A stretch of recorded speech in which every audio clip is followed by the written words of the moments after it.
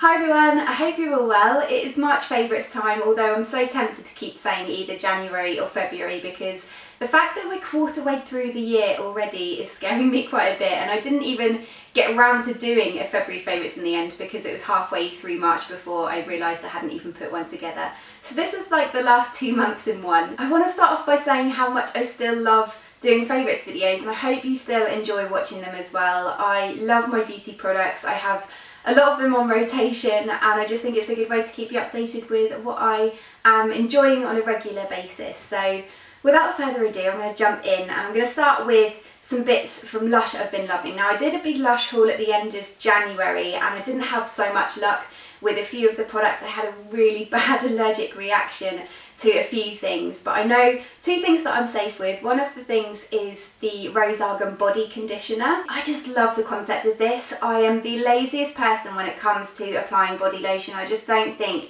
there is anything worse than stepping out of a nice hot shower, hot bath and slathering yourself in cold cream. So this is perfect for me. And you do just apply it as you would a body lotion, but you apply it in the shower as the last step to your routine, leave it on for a few minutes and then just rinse it off. So good for dry skin, and the scent is beautiful as well. It's like a very delicate, fresh rose scent. 2 things I will say about it. One of these things you guys kind of gave me the heads up on when I first mentioned it. It does leave your shower or bath ridiculously slippery. So if you're new to this, if you're wanting to pick it up, that is one thing to take note of. Don't go falling over. And the other thing is it does interfere with fake tanning. So if I wanted to apply my fake tan the next day and I used this the night before, although I said it doesn't leave like a greasy layer on the skin, it does act as a bit of a barrier for fake tan. Learned from my own mistake with that one. I ended up with the dodgiest, patchiest fake tan.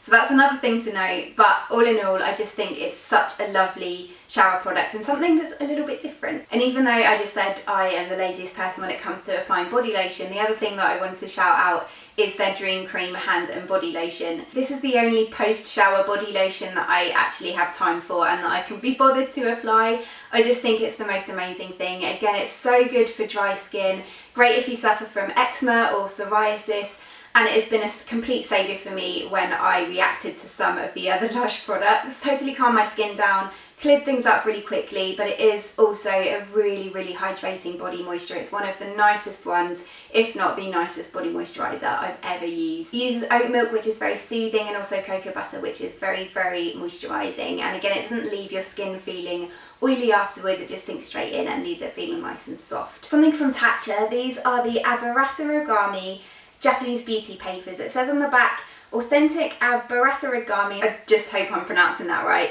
was originally created by gold leaf artisans, and they are just basically blotting papers or blotting sheets, and they do have flecks of gold leaf in them, which apparently has really good skin benefits. I just love these to throw in my bag, use on the go, more so in the evenings when I want to touch up my makeup without having to lug around a pot of powder and a brush to apply it with. These are just really quick and easy. I kind of pat it down my T-zone. I don't have an oily skin, but it's nice just to take away kind of the shine and refresh your makeup. They literally just soak up any excess shine. They're double-sided as well, so you can get good use out of them.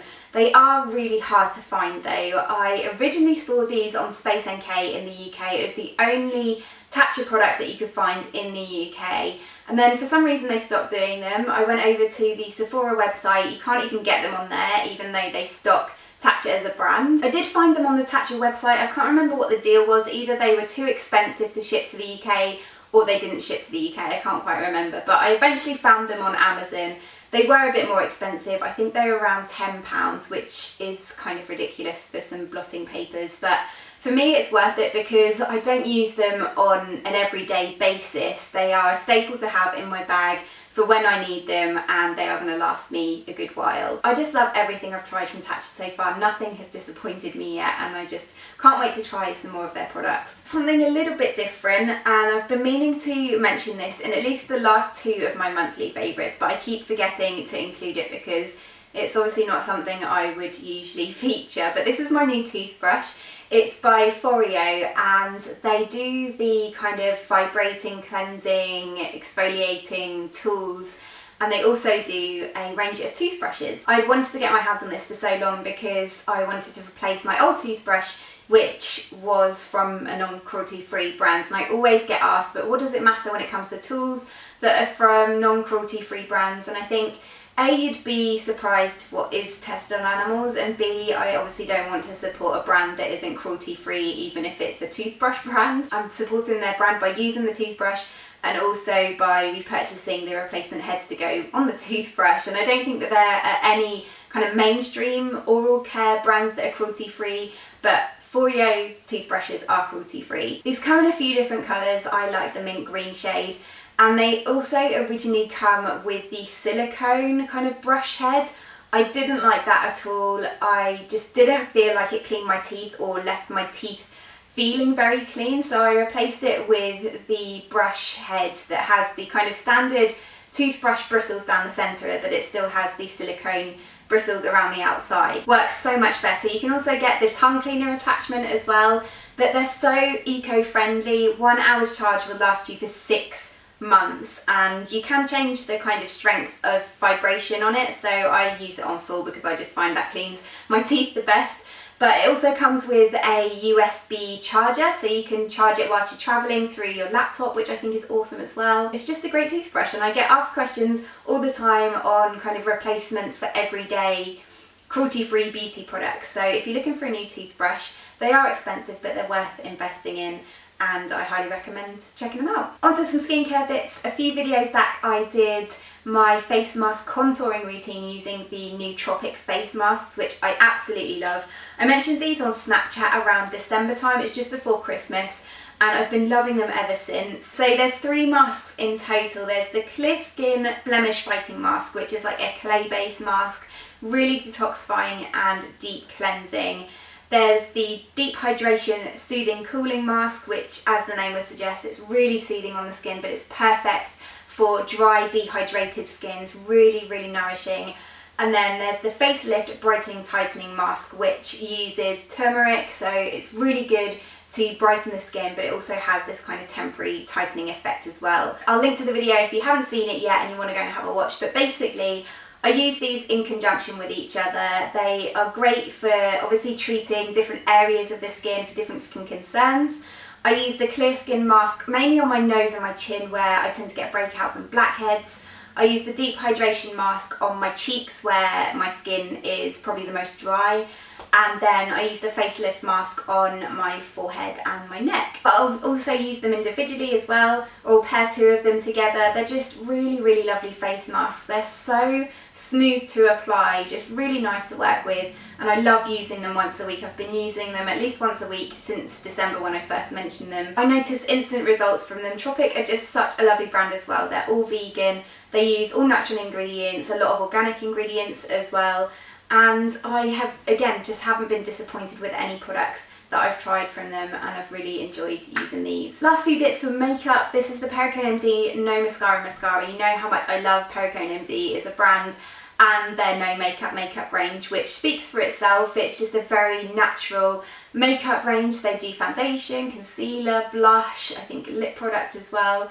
And this is such a great mascara for those no makeup days where you just want to go for a really minimal look. I also love the wand on this as well. It's the complete opposite in terms of wands compared to my favourite Charlotte Tilbury Full Fat Lashes mascara. It's one of those kind of silicone plastic ones, but it's so easy to apply. It gets right at the base of your lashes, really easy to apply to your lower lashes as well. It's a really great formula too, really long wearing, it doesn't flake or smudge throughout the day, and as I say, it's just a nice one to go for when I don't want to wear a lot of makeup. And the last thing I have is by RMS Beauty. This is their Beauty Bronzer, which is a cream bronzer. I usually go for powder bronzers. That's always been my kind of go-to formula when it comes to bronzers, but I think I've come to realise that my new favourite is cream. I just think it looks so much more natural on the skin. It's so much easier to apply and blend in, and it sits so much more nicely on the skin. It's just so beautiful and natural looking. It gives you the most amazing sun-kissed glow, and it honestly just makes you appear as if you've been on a 2-week holiday somewhere lovely and hot. It's so easy to apply as well. I literally just swipe it on with my ring finger and then buff it out with a blending brush. It's very buildable as well, so you can apply as little or as much as you want, and I think it will work really great for all skin tones. I've been really into using RMS Beauty products recently. I also love their Cover Up Concealer, that's amazing as well. Unfortunately though, their cream products aren't 100% vegan. They do contain beeswax, although they do have a few vegan products in their range. I've got my eye on their loose setting powder next. That looks really, really good. And that is it for my recent beauty favourites roundup. I hope you've all had a really great month. I hope you enjoyed this video. As always, everything mentioned will be listed in the description box below. Thank you so much for watching, and I will see you in my next one. Bye!